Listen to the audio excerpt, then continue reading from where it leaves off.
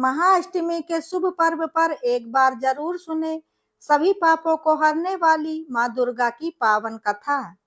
शारदीय नवरात्रि का शुभ आरंभ 3 अक्टूबर दिन गुरुवार से हो चुका है।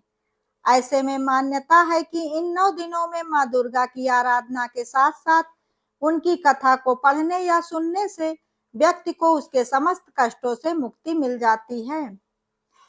जैसा कि आप सभी को पता ही है कि शारदीय नवरात्रि का शुभारंभ 3 अक्टूबर से हो चुका है। नवरात्रि के 9 दिनों में माता के 9 अलग अलग स्वरूपों की पूजा अर्चना की जाती है।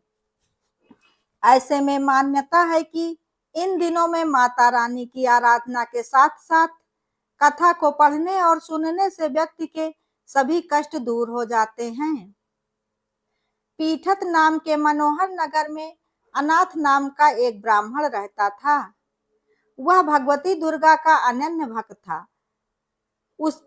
उसके संपूर्ण सद्गुणों से युक्त मानव ब्रह्मा की सबसे पहली रचना हो ऐसी यथार्थ गुणों वाली सुमति नाम की एक अत्यंत सुंदर कन्या पैदा हुई। वह कन्या सुमति के अपने घर में बालपन में अपने सहेलियों के साथ क्रीड़ा करते हुए इस प्रकार बढ़ने लगी जैसे शुक्ल पक्ष में चंद्रमा की कला बढ़ती है। उसके पिता प्रतिदिन दुर्गा माँ की पूजा और हवन किया करते थे। जब भी सुमति के पिता माँ दुर्गा की पूजा आराधना और हवन करते उस समय वह भी नियम पूर्वक वहां पर उपस्थित होकर पूजा में शामिल रहती थी। एक दिन सुमति अपनी सखियों के साथ खेलने लग गई और भगवती के पूजा में उपस्थित न हो पाई। उसके पिता को पुत्री की ऐसी असावधानी को देखकर बहुत क्रोध आया और क्रोध में आकर उन्होंने अपनी पुत्री का विवाह किसी कुष्ठ रोगी से कर देने की बात कह डाली। अपने पिता के ऐसे वचन सुनकर सुमति बहुत दुखी हुई, परंतु सुमति ने पिता का मान रखा और किसी भी कुष्ठ रोगी से विवाह करने के लिए तैयार हो गई। लेकिन इससे ब्राह्मण को और भी क्रोध आ गया, क्योंकि उसने देखा कि उसकी पुत्री के मन में जरा भी भय और पछतावा नहीं है। ब्राह्मण ने सुमति का विवाह एक कुष्ठ रोगी व्यक्ति के साथ कर दिया। उस दिन सुमति को अपने भाग्य पर बहुत रोना आया, परंतु वह कुछ नहीं कर सकती थी। सुमति अब अपने कुष्ठ पति के साथ गांव छोड़कर वन में रहने के लिए चली गई।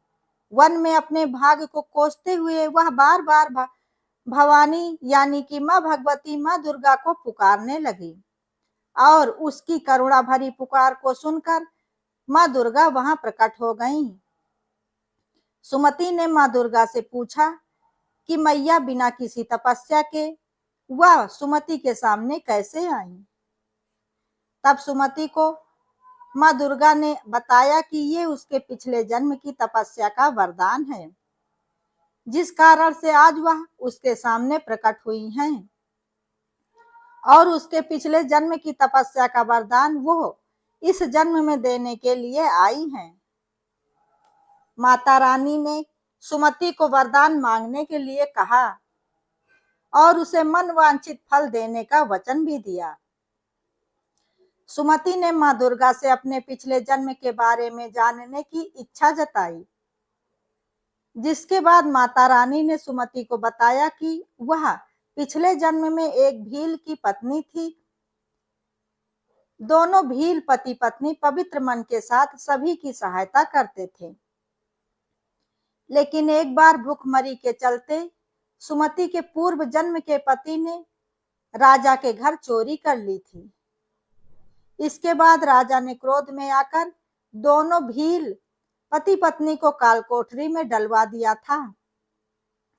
राजा की काल कोठरी में भील पति पत्नी बिना कुछ खाए और पिए रहते थे।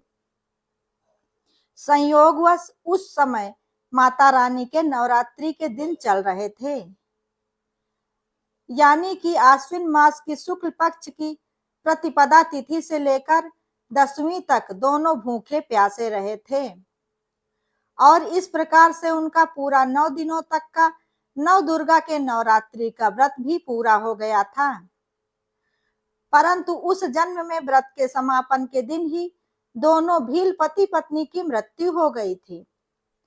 इसलिए उस नवरात्रि व्रत का फल मां भगवती, मां दुर्गा इस जन्म में देने के लिए आई हैं।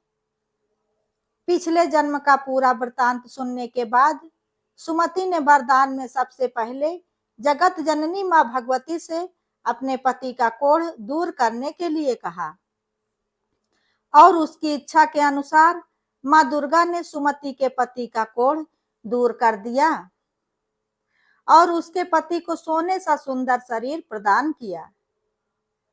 भगवती दुर्गा की कृपा से सुमति के पति का शरीर कुष्ठ मुक्त होकर कांति युक्त हो गया।